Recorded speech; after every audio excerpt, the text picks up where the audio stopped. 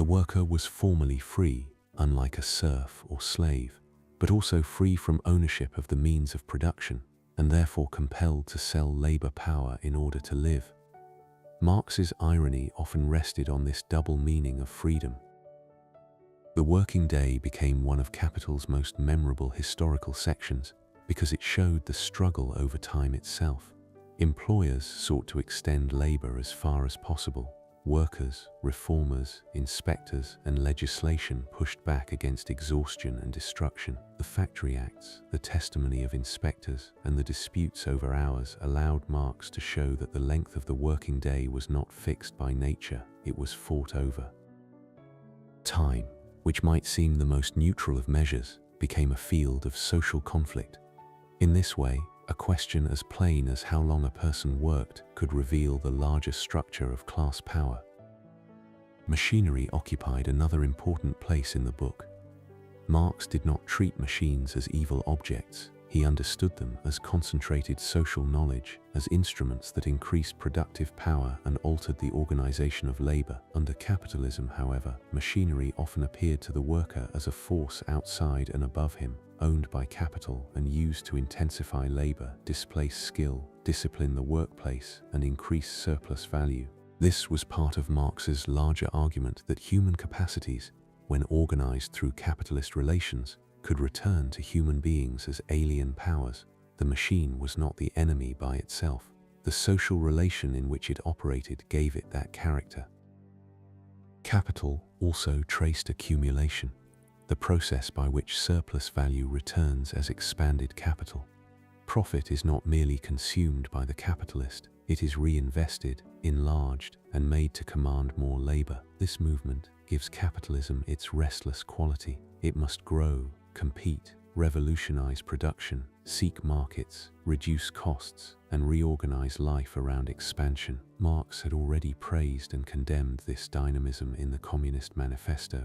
In Capital, he tried to show its mechanism.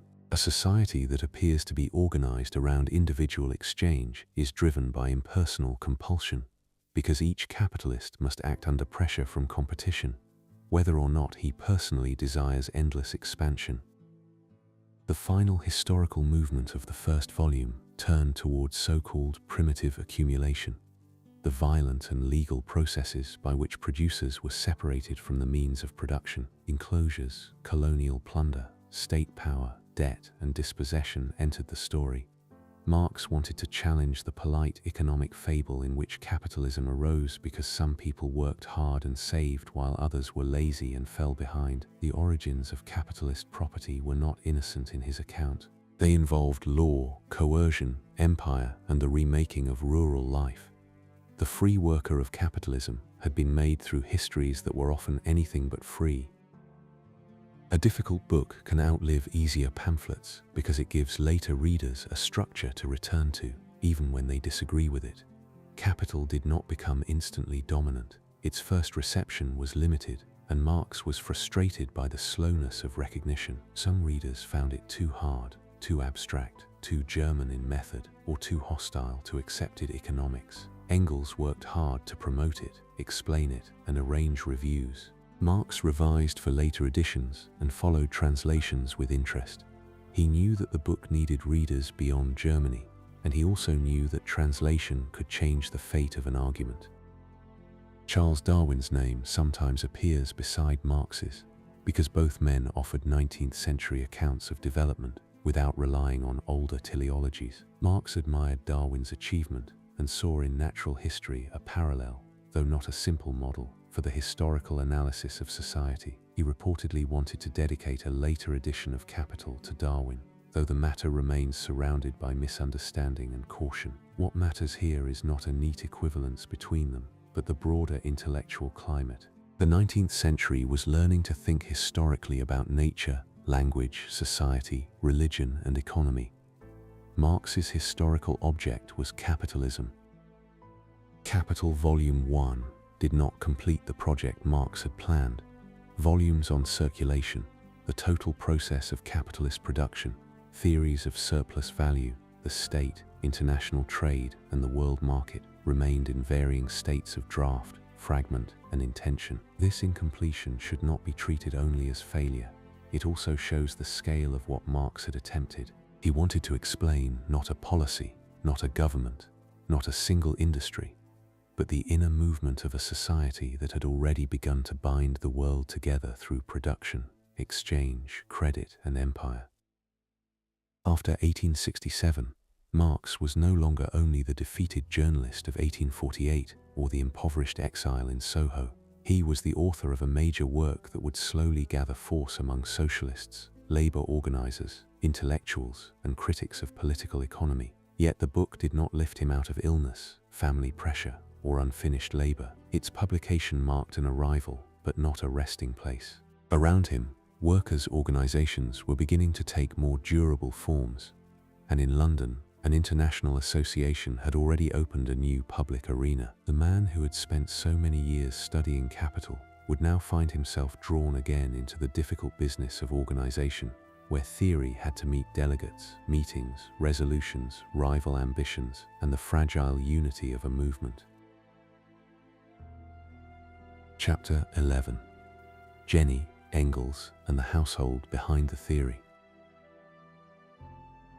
Jenny Marx stood closer to the making of Karl Marx's work than the title pages of his books could show.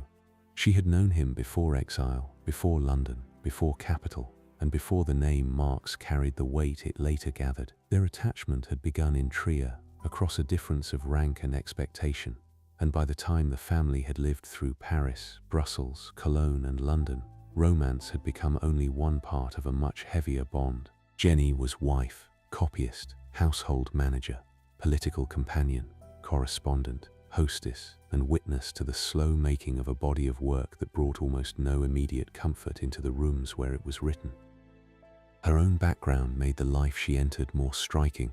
Jenny von Westphalen had been raised in an educated aristocratic family, with manners, literary cultivation, and social assumptions far removed from the insecurity that later surrounded her. She had not married into the quiet respectability that a young woman of her circle might have expected. She married a man whose gifts were joined to exile, state suspicion, debts, illness, and unfinished manuscripts. It would be too simple to call this sacrifice and leave it there. Jenny was not merely carried by Marx's life. She participated in it, argued inside it, defended it, and suffered through its consequences with a political understanding of her own. The Marx household in London was therefore not only a private refuge behind public theory, it was one of the places where that theory became possible.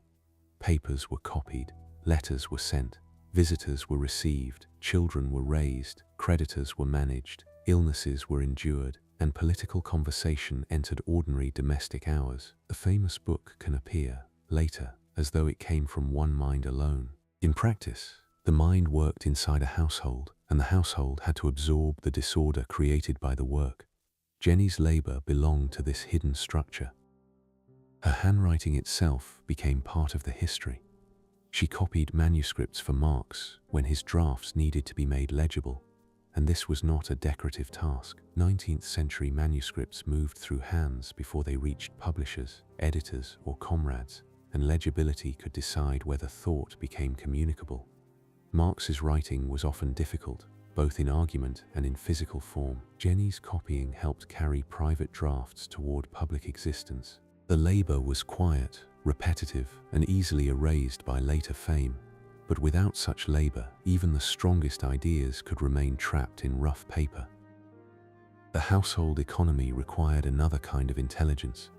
Money arrived irregularly, and the family's needs did not wait for publishers, editors, or political movements to become generous. Jenny had to negotiate rent, food, clothes, schooling, illness, and appearances, often while preserving enough dignity for the family to continue receiving visitors and maintaining connections. Hidden labor behind famous books is not only the labor of copying a page, it is also the labor of preventing life from falling apart around the page before the page can be finished.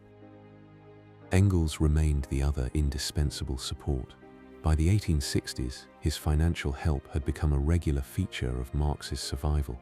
Though it never erased the discomfort of dependence, Engels worked for years in Manchester in the textile business he disliked. and from that position he sent money that made Marx's intellectual life more possible.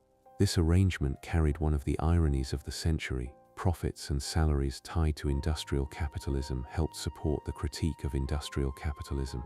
Marx knew the irony, and Engels knew it too. Their friendship did not dissolve the contradiction, but it allowed them to live with it. The letters between Marx and Engels show a relationship fuller than abstract collaboration. They discussed political events, military affairs, economic theory, family illnesses, money, personal frustrations, jokes, enemies, books, and the progress of manuscripts. Engels could be generous, but he could also be direct. Marx could be grateful, affectionate, demanding, and sometimes evasive when his work lagged behind promises. The partnership endured because it rested on more than agreement. It rested on a shared project that had become part of both men's lives, even when their daily circumstances were sharply different. Jenny's relation to Engels was also important.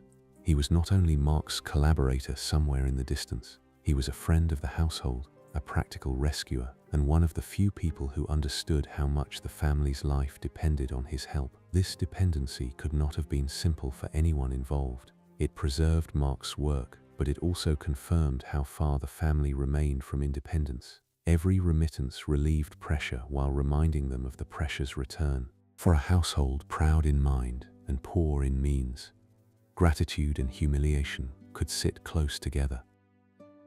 The Marx daughters grew up inside this world of papers, visitors, talk, and instability. Jenny, Laura, and Eleanor were not passive children in the background of a great man's study. They were educated, lively, politically aware, and drawn into the intellectual atmosphere around them. The family used nicknames, played games, read literature, and maintain forms of affection that complicate any image of the home as only grim or severe. Marx, for all his difficulties, could be tender and playful with his children.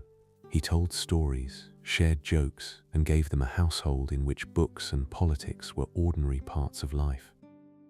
Eleanor Marx, the youngest daughter to survive into adulthood, later became especially important as a socialist, translator, organizer, and keeper of her father's memory. In childhood, she absorbed the mixed inheritance of the home: affection, intellectual seriousness, financial strain, illness, and political commitment. Laura too would become tied to the socialist movement through her marriage to Paul Lafargue, and Jenny through her own political sympathies and marriage to Charles Longuet. The daughters' later lives show that Marx's household did not merely produce manuscripts, it produced people formed by the same pressures and hopes. The family's social circle brought a stream of visitors into the home: exiles, radicals, writers, workers' representatives, and political acquaintances passed through, depending on the year and the family's condition. Such visits could give the household life and importance, but they also demanded food, order, and emotional labor from people already stretched. A visitor might remember conversation with Marx. Jenny might remember whether there was enough to serve, whether the children were ill, whether a creditor had come, or whether the furniture made poverty too visible. Public memory often keeps the conversation and loses the cost of hosting it. Illness remained a recurring burden. Marx suffered from liver complaints, boils, headaches, and other ailments that interrupted work and darkened his temper. Jenny endured her own illnesses and the exhaustion of household management. Children fell sick, doctors cost money, recovery required conditions the family did not always possess. The gentle silence rule belongs especially here because private suffering can become too easy to narrate if treated as emotional material.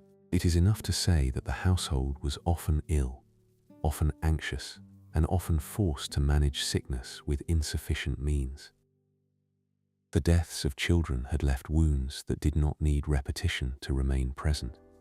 Earlier losses, especially that of Edgar, had marked Marx and Jenny deeply. In later years, grief did not vanish simply because the surviving family continued to work, write, argue, and receive friends. The historical record contains letters where sorrow enters without ceremony as part of the life that had to continue after burial. Marx's public severity should not obscure this. A man can write with cold analytical force and still be broken by the loss of a child. Domestic life also reveals Marx's limitations. He depended heavily on the labor of women around him, and he did not always carry the practical burdens created by his choices. Jenny managed what he often could not or would not manage. Helene Demuth kept the household functioning through years when paid domestic service, loyalty, class position, and personal attachment were bound together in ways that modern readers may find difficult. Marx could be affectionate and generous in spirit, but he could also be absorbed, impractical, and harsh. The household behind the theory was sustained by people whose own claims on ease were repeatedly postponed. Yet the home should not be reduced to misery.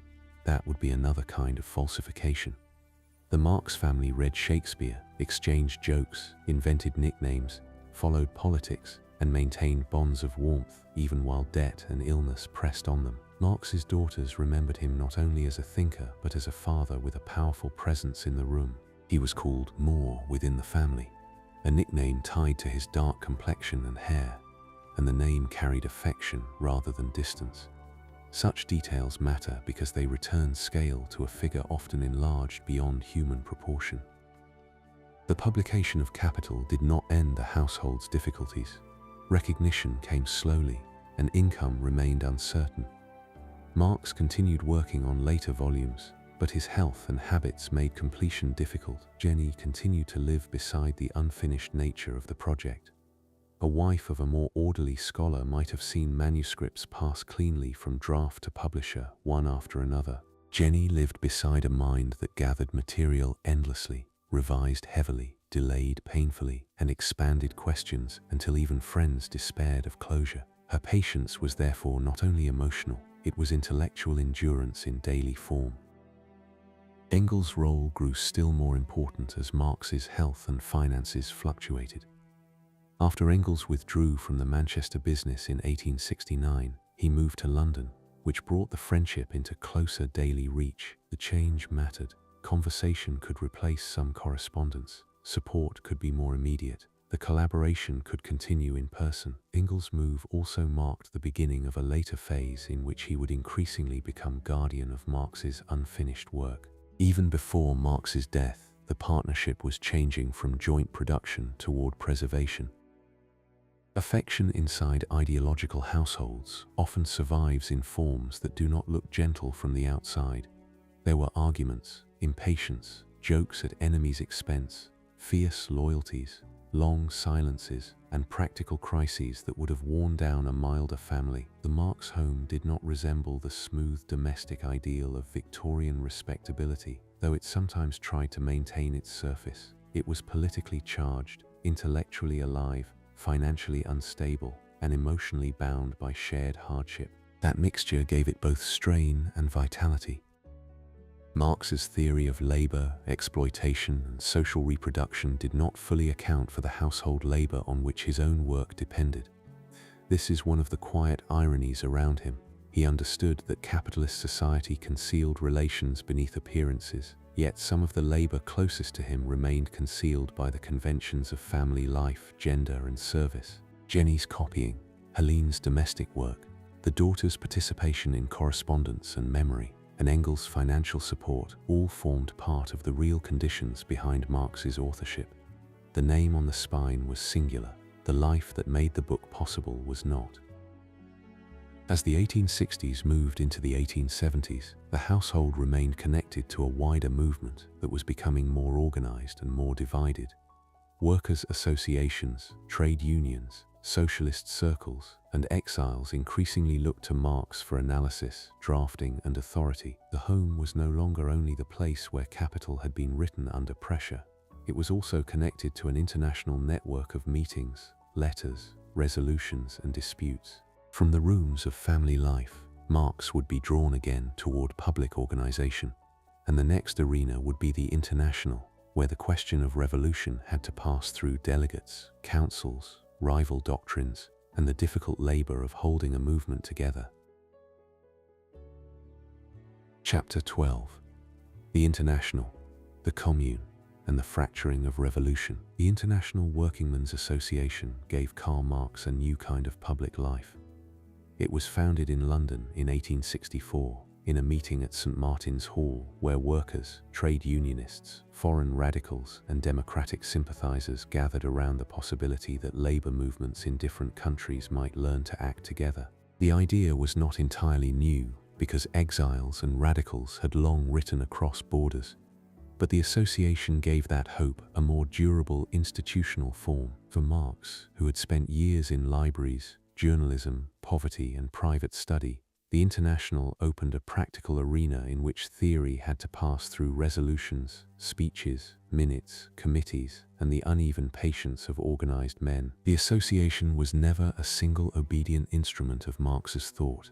It contained British trade unionists concerned with wages, hours, and legal recognition, French workers influenced by mutualism and Proudhon, Italian republicans and nationalists, German socialists, Swiss militants, Polish patriots, and many others whose ideas did not fit neatly together. Giuseppe Garibaldi's name carried heroic force in democratic circles, and his moral prestige helped give early sympathy to the association, even though its working life depended less on famous names than on delegates, correspondents, and local sections. The International was a coalition before it was a doctrine that made it promising, and it also made it fragile. Marx did not create the International alone, but he soon became one of its most important minds.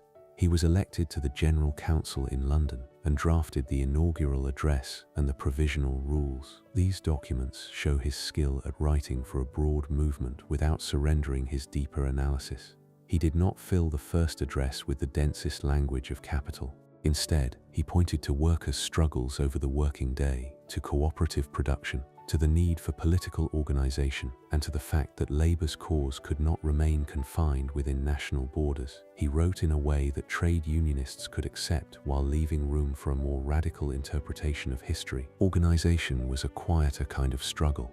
It required less visible drama than barricades or manifestos, but it consumed patience in ways revolutions often conceal. Meetings had to be attended, drafts had to be revised, letters from sections had to be answered, disputes had to be contained before they made common work impossible. The General Council could not command workers across Europe as an army commander might command troops. It had influence, prestige, and channels of communication, but its authority depended on consent, habit, and the willingness of different groups to believe that remaining together mattered more than winning every internal argument. British trade unionists gave the International a practical base in its early years. Their world was not the same as that of continental conspirators. They had experience with strikes, workplace organization, friendly societies, legal pressure, and the slow effort to make unions legitimate in British public life. Marx respected their importance, even when he wanted labor politics to move beyond narrow trade concerns. The British workers' movement gave the International a sober strength. Meeting rooms, officers, funds, procedures, and leaders trained by years of dealing with employers and parliament. The revolutionary imagination of exiles needed this steadier organizational material. French members brought other traditions. Proudhon's influence remained strong among many French workers, especially through ideas of mutual credit, cooperation, federalism, and suspicion of centralized authority. Marx had attacked Proudhon years earlier, but inside the International he could not simply treat all Proudhonists as enemies to be expelled at once. The association required coexistence among currents that disagreed over the state, political action, strikes, property, and the future shape of society. In this sense, the International made Marx practice a form of politics more patient than his polemical writing sometimes suggested.